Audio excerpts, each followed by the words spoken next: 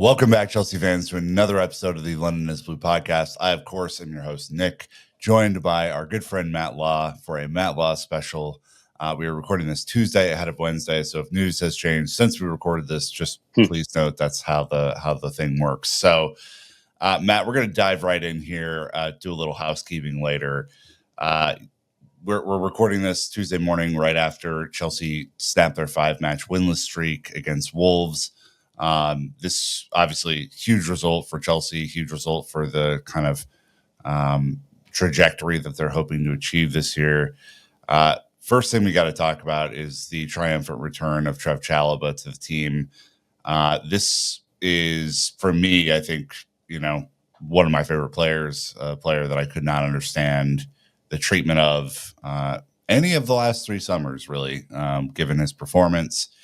He returns early last week, gets through some training sessions, and is automatically preferred due to, I think, a bit of a budding injury crisis. Goes out and puts in a man of the match performance, gets an assist that should have been a goal, but largely, I think, plied his trade defensively incredibly well for having just been recalled and not being a part of the setup. I mean, just let's talk about Trev and his performance last night, and then we can kind of talk about the impacts to the, what the sporting directors are trying to do over the January window. Yeah, look, I mean, it's the now familiar Trev Chalobah redemption arc, isn't it? Yep. Seems to happen every season, whereby we get to around this stage of the season where whoever's in charge at the time has tried to move on from him, or the club as a whole has tried to move on to him. And we know what happens now. What happens now is he gets back in the team and he's Chelsea's best defender till the end of the season. It's happened for about the last 3 seasons, and last night would suggest it could well happen again. Not a surprise to me.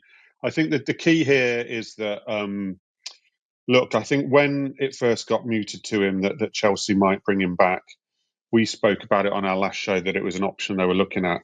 I think there was some reticence and anxiety from him over it initially. But what I would say, and this isn't from the Chelsea end, it feels like once he just got to grips with it a little bit, he got over that very quickly and got his head into a very good place with it. And I know for sure that before everything was finalised, Paul Winstanley, Lawrence Stewart and Enzo Maresca all spoke to Trevor, and obviously felt that he mentally could more than deal with coming back, and it wasn't going to be a problem for his mental state, and that everybody could crack on. They made him some assurances about playing time and opportunity, which, it's only been 1 game, but it's a positive start in that respect in terms of honouring that. And everyone decided, look, let's be adult about this. Everyone could be a little bit kind of look in the past and hold grudges over what happened in the summer, or everyone can try and look for a positive situation to come from this, and there can still be a positive situation for both parties. So, listen, it was no shock to me he was man of the match. He was outstanding, but he was only the Trevoh Chalobah that I've always believed he is, to be honest with you. And we've always been big supporters of him. Do you find it strange, given that we have so much tape on this guy? He's not a perfect defender. I'm not claiming, he's going to be the next Maldini or anything like that. I think we've been very realistic about where he is, what his ceiling looks like, and where he needs to get to be a consistent player at Chelsea. But are you at all surprised at the way he has been treated over the last 3 years, and why this keeps happening, given that he has, I think, performed at least at the level of every other defender at Chelsea, if not slightly better during the redemption arcs? I think not just within this ownership, but within the past ownership, I think he's underrated and underappreciated and taken for granted. I've been very clear about that for years. I think probably out of those ways I've described it, probably taken for granted is the biggest one. Yeah. I feel that he's had his sort of loyalty to Chelsea and his willingness to sort of put the club above himself. I feel that that's almost been used against him, and I don't think he's been treated well for years now. And like I say, it goes beyond the summer just gone and beyond this ownership or these sporting directors or this manager or that manager.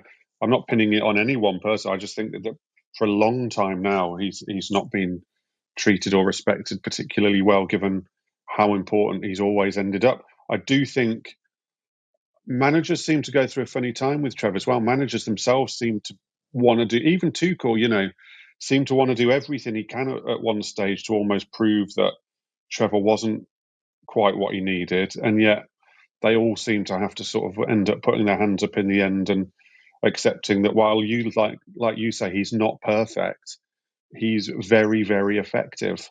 And the thing I don't understand with this latest episode, and that I still don't think has been explained very well, and I fear never will be explained very well, is how Enzo Maresca can ever really say that Axel Disasi was a better fit for how he wanted to play football than Trevoh Chalobah. We know that Trev can play in a back three, he can play in a back four, he can play right back, he can step into midfield, he's quick, he's decent on the ball.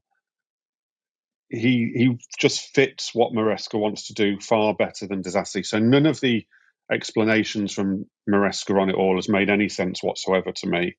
It's felt like a little bit of attempted back covering, and the fact as well that he comes in straight ahead of Disasi, who sits on the bench last night, is actually a little bit embarrassing for Maresca. I've been very, I've got no axe to grind with Maresca. I think he's been doing a very good job. I've said on here, I think I'm so impressed with lots of aspects of him.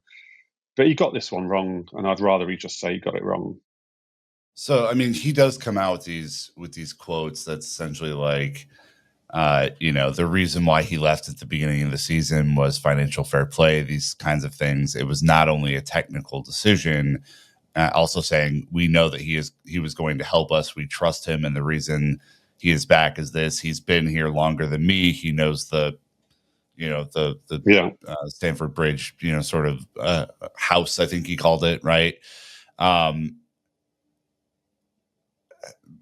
guess I'm kind of lost here because just as a supporter and as a guy who's done a podcast for a decade now, it would seem that it would be in the manager's best interest to keep the talent that he thinks can help him win, right?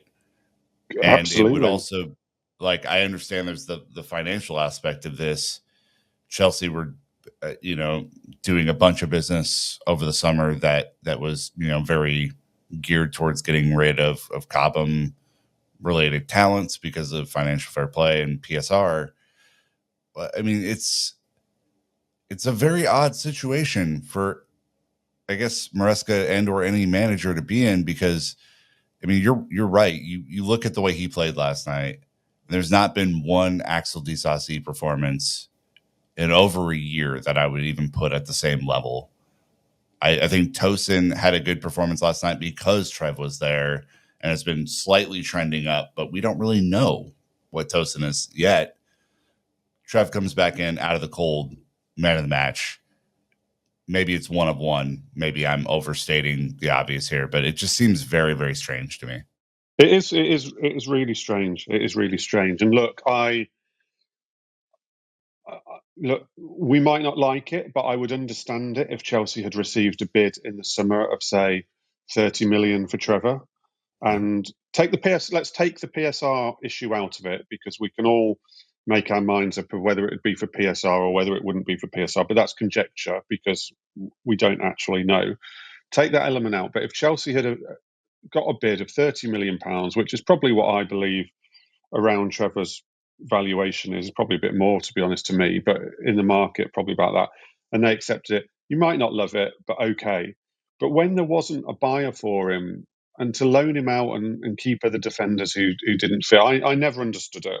I still don't understand it. I don't understand what Maresca's saying on it. I get the impression that sometimes Maresca doesn't quite understand what he's trying to say on it. It feels odd. The other thing I would say about Chalobah is what he gives you is he's not only just better suited to Enzo's style, he's got leadership qualities, which it's a very young team, and all the better for having more leadership in as much as possible. And the other thing, which I think is really important, which I really thought was key last night, he lifts the crowd. He lifts the home crowd. They love him. And that atmosphere could have gone really flat last night. It's a Monday night. It's freezing cold. It's Wolves at home. It's not a glamour fixture. Chelsea have been in pretty ropey form. I didn't think they played brilliantly at all, to be honest with you. And yet I felt the atmosphere sustained. And I've got to say, 70% of that atmosphere was the crowd chanting for Trevor, cheering when Trevor made a tackle. And Right. it helped the atmosphere, and it helped Enzo. So that, I think that's a big thing as well. But look, what I also would say is, where I don't understand what the club or Enzo were doing in the summer, what I would credit them for in bringing him back is they could have easily said, we're not bringing him back because it's a PR own goal. We will get Yeah. battered for this. The press will Yep. batter us for this. Our fans will batter us for this. The London is Blue Me. podcast will batter this for Nick this. Nick Verlaney in particular. Exactly. But Yep. they would have known, all the narrative around it would be, you've made a mistake. This is embarrassing. You got Right. it wrong. What I do like about them is they don't really care about that. If they think it's the right thing for the team and for the club, they will swallow it. And I think that is the right thing to do. So where I criticize them for what went on in the summer, I always also credit them for almost putting their hands up to bring him back and accept the fact they're going to get a punch on the nose for it. I mean, you spoke a little bit about the leadership and, just maybe a lift in the atmosphere. Noni Madueke comes out, unbelievable leadership, character, bravery on the ball. He slotted in seamlessly, so I am delighted for him. Also, kind of joked around about stealing his goal, which is good fun. Um, Tosin comes out, who, by all accounts, is a leader type within the Yeah, group as for well. sure. He said Trev came straight back in, did an amazing job. He did everything flawlessly from a tactical point of view, so I'm very happy for him. I'm curious as to what your thoughts are here. I mean, you've seen the squad through the first half of the year. I think there are some clear strengths, there's some clear weaknesses. You see Trev, who didn't actually play on the right hand side last night, played on the left because Tosin was on the right. Yeah, Something that I wouldn't say historically has been his yeah. favored position. And he comes out like a bat on fire and is tracking back incredibly well, is making key passes. I mean, I flash back to early in the first half. He plays an outside of the right foot, beautiful pass along the sideline to Neto, who goes on a fast break. He has, I think, every bit of skill to be successful in the system. And I think he's liked by everyone, especially kind of coming back out of the freezing cold. This is not just the cold. This is the freezing cold. Right now it is negative 20 degrees in Kansas City. I am shivering. He was in colder climes than me, right? So what do you think that this might do to the squad in terms of their ability to kind of not only accept him back, but be excited that he's back? Oh, it will lift the squad, because he's always been a popular character. You've got some of his sort of Cobham mates with Mm-hmm. Reese and whatnot. You've got players there who he already knew, and he's just a lovely lad, and Mm-hmm. he will be liked around the place. He will lift the place. He will get on with people. He will fit in seamlessly, and I think it will improve morale and everything around the squad. Quite frankly, and also I think everyone's realistic about the situation still. And look, I don't think it's worth us spending a whole show talking about this now. We can maybe do it in the future, but I still think everyone's realistic enough to know that the likelihood is that, again, he will be available for transfer in the summer. But that's almost kind of helpful in a way, that there's no false reality or false narrative around him that could be is he going to prove them all wrong and prove he can stay? Or, everyone's fairly realistic about it, about where things are. And I think that's helpful too. So I just see him being a massive positive. And I've got to say, I think it's by far the best thing they could have done defensively for this January transfer window. I don't think spending 60 whatever million on Mark Gahey was necessarily the right thing to do in January when you don't know quite how your injuries will play out still. And I don't think the Yep. need is Yep. that huge for him. And going out and getting anyone else is always going to be a huge gamble in January. By far the best thing they could have done. I just think it'll be really, really helpful to them now for the rest of the season. And I'm sure at some stage we will do a show on his long-term future, but we're one game in. And the only thing I would say is, look, Wolves aren't great. So No. before I love Trev, and I have full belief that display will be replicated against better opposition.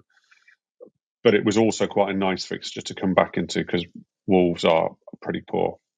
And Kuna looked like he didn't want to be on the pitch last night. Yeah, we had a couple of questions from Big Tornado and Chelsea 09, kind of echoing, I think, similar sentiments to what you just gave, which is, he's just still kind of on borrowed time, right? I mean, all intents are still to sell him. Let me just throw a hypothetical at you to round this part out. There are 16 games left in the Premier League season, and let's just call it like 23, 24, 25 matches total through the end of the year if Chelsea get to all the cup finals and stuff like that. Let's say that Trev comes in and plays a conservative like 60% of those games at center back. Yeah. And that he has, he replicates some level of what he did last night, a little under, a little over, whatever. Yeah. Just takes the law of averages. Question number one is, if Chelsea achieve their aims and get into the Champions League, do you think that there is a chance that he stays? And two, if not, given that there wasn't a bid for him and hasn't been a bid for him since Forest Bill went in at the start of last season, what do you think happens with the bid structure in the summer? That's my hypothetical. So one, there's always a chance, but I think a very, very small chance. I would definitely think in that scenario, quite easily, the most likely chance is that he would still be available for transfer in the summer. And I also think that's partly from him too. He has got his head around this, but I think there probably is a little bit of lack of trust as well about Formula One sort of vibes. Yeah. Exactly. Yeah, and why wouldn't there be? Let's face it. And he knows that when Fofana and Colwell are fit, they're the first choice pair. No matter how well he's played. Big if on Fofana, obviously, in terms of fitness. And he also knows that they will continue to look at defenders. You've got the lad coming in from Strasbourg, albeit he's a kid, but I still think they're looking at central defenders for the summer and still could sign one for the summer easily. So I think there'd be a bit of a lack of trust from his perspective. And then, sorry, what was the second part? I've just forgotten as I speak. So if you're the bids, yes. If you do you think the bid would actually come this summer and materialize? Well, what I would say is the difference between, I think, this season and last for Trev could be is that apart from at the start of the Palace loan when he was injured, if he does play 60, 70% now of Chelsea's games, in which I really believe he will, to be honest with you, he will have played much more this season than last season over the course of the entire season. I also think with Tuchel being the England manager, there's a chance. Oh, he's definitely on Tuchel's radar. Let's put it that way. There's a chance he could get his way into the England squad with Tuchel there. Therefore, I do think he'll be in a better position to receive bids from clubs that he's more willing to consider. Obviously, now Forest looks like it would have been a good prospect for him. At the time when Forest bid for him, it was exactly, very dodgy. So I think he and Chelsea, in terms of his long-term future, should it be in a better position this summer than they were last summer. All right. Well, let's take our first ad break there. We'll get into some injuries and impacts thereof post Trev. So thanks to the sponsors, and we'll be right back.